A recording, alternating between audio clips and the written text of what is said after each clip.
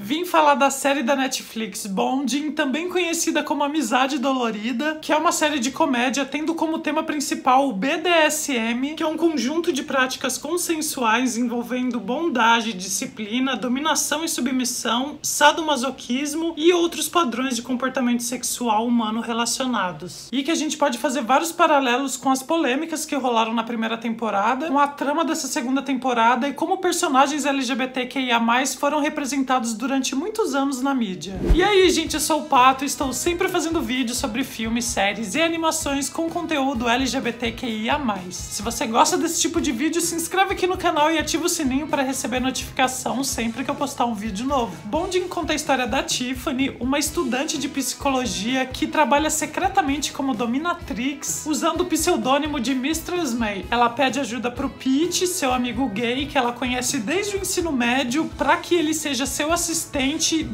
guarda-costas. O Pete trabalha como garçom e é um aspirante a stand-up comedy e aceita trabalhar com a Tiff usando o pseudônimo de Carter. A série mostra a Tiff tentando equilibrar a vida pessoal com a faculdade, com o trabalho, enquanto mostra gradualmente o Pete conhecendo cada vez mais do BDSM e se libertando de todo o preconceito que envolve essa prática. Inclusive é através do BDSM que o Pete vai começar a perder o medo de palco e vai usar seu pseudônimo para criar essa persona nas apresentações. O interessante da série é que através do humor ela consegue quebrar alguns preconceitos dos personagens e da gente que tá assistindo. E isso vai desde as práticas de BDSM até algumas questões com relação à sexualidade. O Pete, por exemplo, divide o apartamento com o Frank, que é um cara hétero, né, que namora a Portia. Inclusive a situação do Pete no apartamento já é meio complicada, né, porque para chegar no quarto dele ele precisa passar pelo quarto do Frank. E a relação do Frank com a Portia, a namorada dele, passa por várias experimentações que fazem a gente até um pouco questionar a sexualidade dele. Tem um momento na primeira temporada que ele quer levar uma dedada da namorada, mas a namorada dele se recusa. Então ele pede ajuda para que o Pete faça isso com ele, para que ele sinta esse tipo de prazer. E acho que isso pode fazer várias pessoas se perguntarem, né? Nossa, será que o Frank é gay? Será que ele é bissexual? Mas eu acho que é muito importante apontar que o desejo dele não é por outro homem, e sim pela penetração. E isso não faz do Frank gay ou bissexual, mas sim alguém que tá procurando sentir prazer em outras partes do corpo. É muito comum as pessoas associarem a penetração anal com a orientação sexual da pessoa. Então isso acaba criando vários tabus com relação ao prazer que o homem pode sentir, né? Tanto gay, quanto bi, quanto hétero. E o homem hétero não vai deixar de ser hétero se ele continua sentindo atração apenas por mulheres,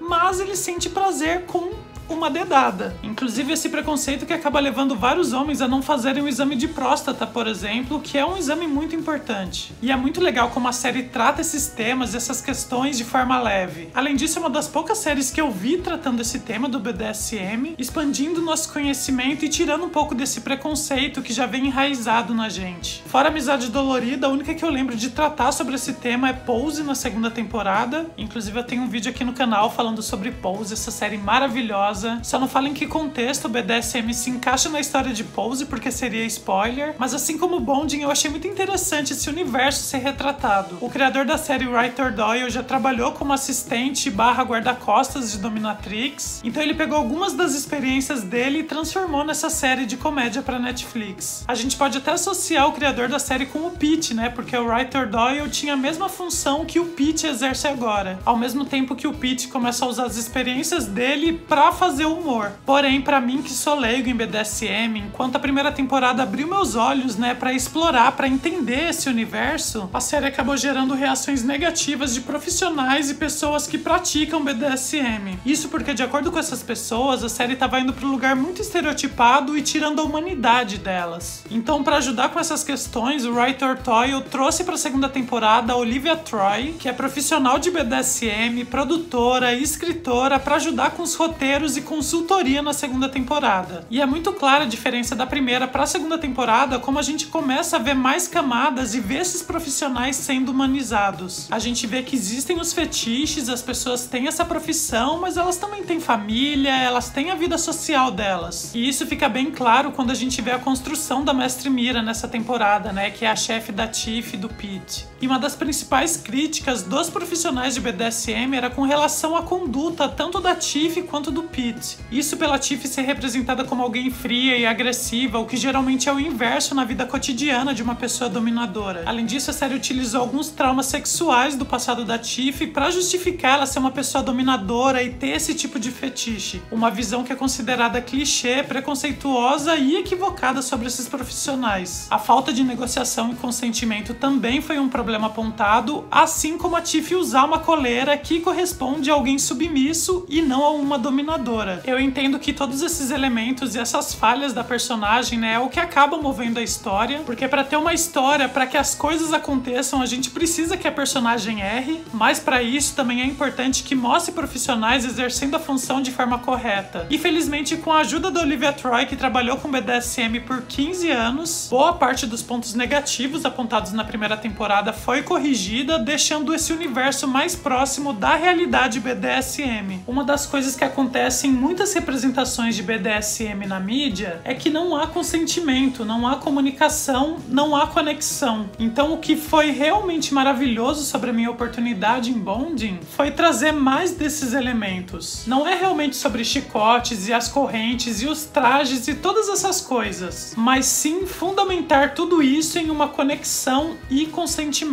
E nesse ponto foi muito interessante na segunda temporada ver a Tiff e o Pete indo fazer aulas, né, para corrigir os defeitos que eles tinham cometido. Até a coleira que a Tiff estava usando, que foi um elemento tão criticado na primeira temporada, tem uma cena onde a mestre Mira tira dela e explica que aquilo é um símbolo de submissão. Inclusive é até legal apontar que na segunda temporada eles trouxeram alguns figurantes que realmente são profissionais de BDSM. Mesmo assim, tiveram algumas cenas que não necessariamente eram realistas, né, porque eles precisavam de uma licença poética para ela acontecer, como foi aquela cena da pessoa vestida de cachorro, né, porque a pessoa submissa sempre tem que estar abaixo, enquanto a dominante sempre tem que olhar de cima, né, elas nunca podem estar no mesmo nível. E mais legal da trajetória da Tiff na segunda temporada, né, depois de todas essas correções, desses ajustes, foi ver a Tiff largando a faculdade de psicologia e assumindo de vez essa profissão. Foi uma ótima forma de valorizar esse profissional e mostrar que isso não é uma brincadeira, né, não é uma piada. Então a gente vê no final da temporada, quando a mestre Mira resolve fechar a masmorra e trabalhar sozinha, todas as dominadoras junto com a Tiff resolvem se unir e elas próprias abrirem o próprio espaço. Mas para o Pete, BDSM continua sendo piada e motivo até para ele alcançar o sucesso que ele tanto anseia. Eu achei muito interessante a trajetória do Pete nessa temporada, porque ela foi quase uma autocrítica para a primeira temporada da série. Afinal de contas, o Pete pegou todas as experiências dele em BDSM para levar para o stand-up comedy e fazer piada em cima dos estereótipos. Enquanto a gente vai acompanhando as aulas, a gente vê que o Pete é o mais desligado, né, o que fica fazendo piada enquanto as pessoas estão aprendendo, estão levando a sério, e a Tiff até vai levando por um tempo, né, afinal de contas eles são amigos e ela quer fazer isso com ele, mas chega um ponto que não dá mesmo, o Pete não tá levando tão a sério quanto a Tiff e eles acabam rompendo essa sociedade. A gente vê até uma camada mais humana da Tiff transparecer, né, porque ela deixa se envolver pelo Doug, né, ela começa a assumir que sim, eles estão no relacionamento, eles são namorados, e depois de trabalhar muito isso dentro dela, né, e até com o que estava acontecendo ao redor, ela assume que ama o Doug pra ela e para o próprio Doug. O Pete também estava passando por algumas questões dentro do relacionamento dele, ele estava namorando o Josh, né, se envolvendo com o Josh e descobre que ele não é assumido pros amigos e pra família. Então lá no começo da temporada, quando o Josh e o Pete estão naquela festa de ano novo, o Josh dá uma empurrada no Pete quando aparece uma pessoa que não sabe da sexualidade dele, e eu achei muito interessante a discussão que os dois tiveram depois, porque o Pete não estava chateado pelo Josh estar dentro do armário. Pra ele, tudo bem o Josh ter mentido pras outras pessoas, o problema foi o Josh ter mentido pro Pete. E isso foi muito legal porque o Pete não forçou o Josh a sair do armário, mas realmente faltou o Josh contar isso pro Pete. Mas por hora resolvida essa questão, o fato do Josh estar dentro do armário levou o relacionamento dos dois para um outro lugar. Eu gosto muito da forma como a série trabalha com fetiches, né, normalizando elas. Por exemplo, o fetiche do Pete por pés. E agora a gente tem um outro fetiche, que é o fato do Pete se sentir como se ele estivesse pegando um cara hétero. namorado. Então esse fetiche evolui, né, a ponto do Pete começar a usar a coleira que antes era da Tiffany e se tornar praticamente submisso do Josh. Daí tem aquela cena na balada onde a gente vê o ex-namorado do Josh, que é exatamente a cara do Pete, e o Josh usa seu poder de dominante pra fazer o Pete e o ex dele se pegarem e os três se pegarem e irem encaminhando para a homenagem. A homenagem acaba não acontecendo de fato, né, principalmente por conta do ex do Josh, que é uma pessoa um pouco fora da casinha. Foi um humor meio ácido, mas eu dei muita risada com ele falando pro Pete que foi um gatilho ele ter recusado, porque fez ele lembrar do irmão gêmeo dele que morreu durante a gravidez. Gente... Enfim, mas isso do Josh ter um padrão de pegar os caras muito parecidos fez o Pete se sentir incomodado por achar que ele não passa de um fetiche. Então o Josh fala que o Pete não é um fetiche, né, que ele é muito mais do que isso, e como prova do que ele sente pelo Pete, ele resolveu se assumir pro pai. Então na hora de se assumir, ele leva o Pete pra dar um apoio moral, mas o pai do Josh é um submisso que já foi cliente do Pete. Então o pai do Josh se confunde com aquele momento e acaba se assumindo como um praticante de BDSM. O Josh fica em choque, né? Fica sem reação. E o Pete, tentando apaziguar a situação, fala pra ele aceitar o pai, né? Porque é um segredo tanto quanto a sexualidade dele, né? Tanto quanto o Josh ser gay. Sendo que o Josh ainda não tinha se assumido pro pai dele. E daí de um lado ficou o Josh não aceitando o pai BDSM e do outro lado o pai não aceitando o filho gay. E olha, eu sei que tava errado no Pete ter tirado o Josh do armário, né? Porque aquele era um momento que deveria ser do Josh, mas ele tava certo em comparar os segredos, né? Mesmo sendo coisas bem distintas, porque são duas coisas pouco aceitas pela sociedade. Me arrisco até em dizer que o BDSM é menos aceito que a homossexualidade. Mas enfim, né? Por conta dessa situação, dessa circunstância, o Josh acabou terminando com o Pete e apareceu um colega do Josh nesse momento, né? E o Josh, que já tava chutando o pau da barraca, né? Acabou se assumindo pra ele, e eu achei muito legal que ele aceitou muito de boa, inclusive falou do tio dele, né, que é gay também, mas ele ficou irritado com o Josh pelo fato do Josh não lembrar das conversas que eles tiveram, não lembrar do tio dele. Ele ficou bravo com o Josh pelo fato dele ser egocêntrico e não pelo fato dele ser gay, né, tipo, gay, se é gay, tudo bem, mas, né, para de ser egocêntrico. Eu adoro como várias vezes a série normaliza algo que a gente espera que vai ter um conflito e causa uma confusão, né, em algo que você fala, oi?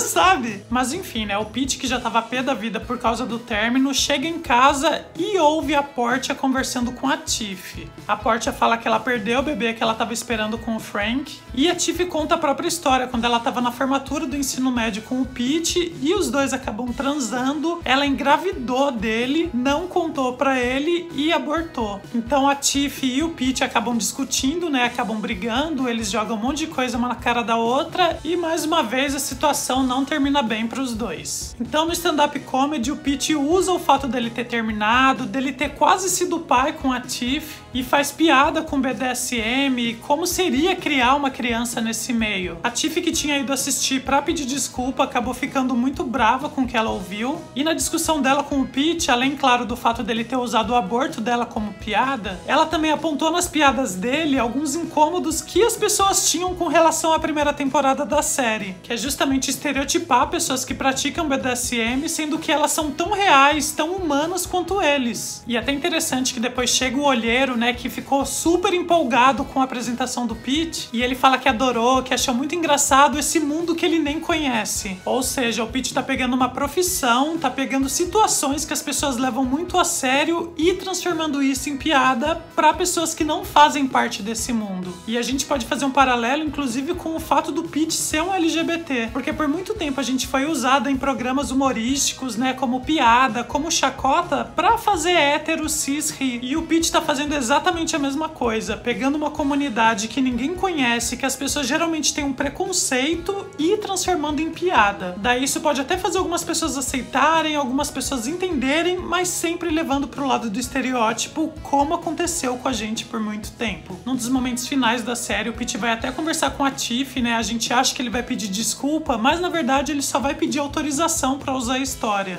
E assim, Pete, não tem o que fazer por você, né, meu anjo? Então a temporada termina com a Tiff abrindo o próprio negócio, né, com as outras garotas, e o Pete com a promessa de deslanchar nesse mundo do stand-up, mas fazendo chacota, né, fazendo piada de BDSM. E espero muito que a série seja renovada pra terceira temporada, porque na primeira temporada eu já gostei muito, na segunda temporada acho que subiu de nível, tiveram também os momentos dramáticos, né, que eu fiquei até assim, gente, estou assistindo ainda o programa de humor, mas no final o saldo foi muito positivo e Netflix, por favor, providencie a terceira temporada. Tem mais o que dizer?